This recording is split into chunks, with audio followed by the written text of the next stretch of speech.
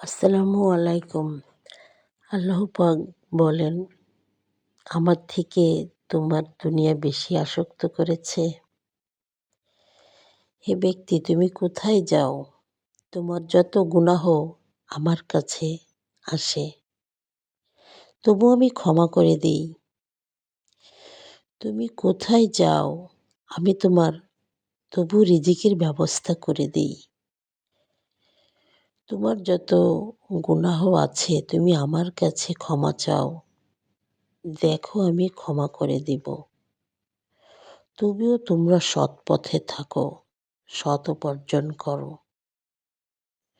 দোজখের আগুন দুনিয়ার এক টুকরো দেয়া হয়েছে, তা তোমরা কোনোদিন ভাবতেও পারোনি দোজখের আগুন কি। এই জন্য বলছি সৎ পথে থাকো।